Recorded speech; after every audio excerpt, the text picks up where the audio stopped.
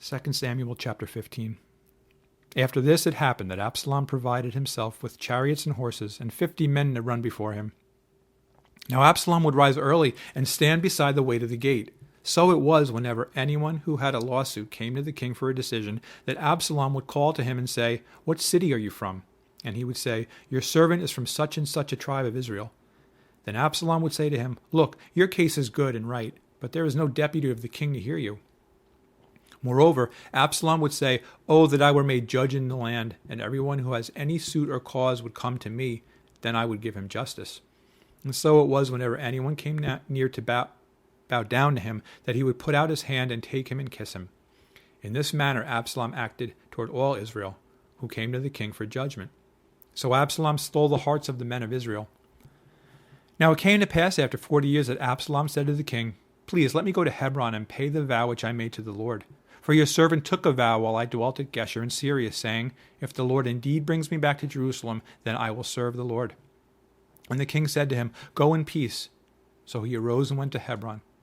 Then Absalom sent spies throughout all the tribes of Israel, saying, "As soon as you hear the sound of the trumpet, then you shall say, 'Absalom reigns in Hebron.'" And with Absalom went 200 men invited from Jerusalem. And they went along innocently and did not know anything. Then Absalom sent for Ahithophel the Gilonite, David's counselor from his city, from Gilo, while he offered sacrifices. And the conspiracy grew strong, for the people with Absalom continually increased in number. Now a messenger came to David, saying, "The hearts of the men of Israel are with Absalom." So David said to all his servants who were with him in Jerusalem, "Arise and let us flee, or we shall not escape from Absalom. Make haste to depart, lest he overtake us suddenly, and bring disaster upon us, and strike the city with the edge of the sword."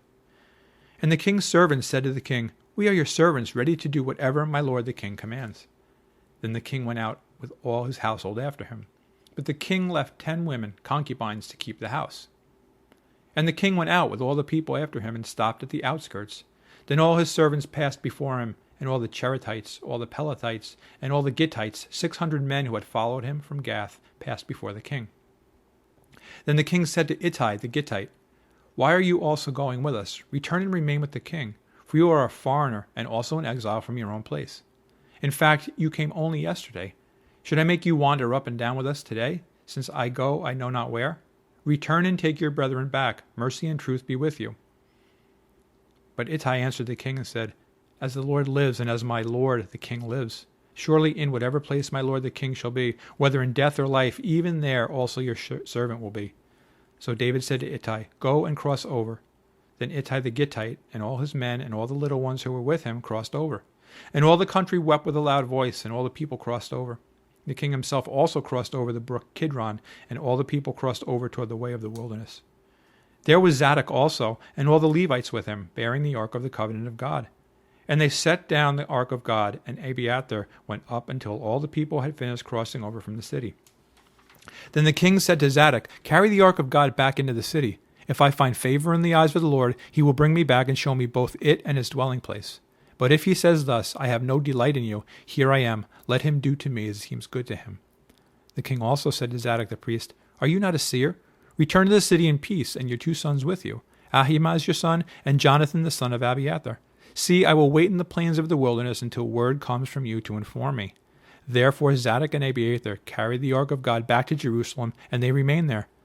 So David went up by the ascent of the Mount of Olives, and wept as he went up. And he had his head covered and went barefoot. And all the people who were with him covered their heads and went up, weeping as they went up. Then someone told David, saying, "Ahithophel is among the conspirators with Absalom." And David said, "O Lord, I pray, turn the counsel of Ahithophel into foolishness." Now it happened, when David had come to the top of the mountain, where he worshipped God, there was Hushai the Archite coming to meet him with his robe torn and dust on his head. David said to him, "If you go on with me, then you will become a burden to me. But if you return to the city and say to Absalom, 'I will be your servant, O king, as I was your father's servant previously, so I will now also be your servant,' then you may defeat the counsel of Ahithophel for me. And do you not have Zadok and Abiathar the priests with you there? Therefore it will be that whatever you hear from the king's house, you shall tell to Zadok and Abiathar the priests.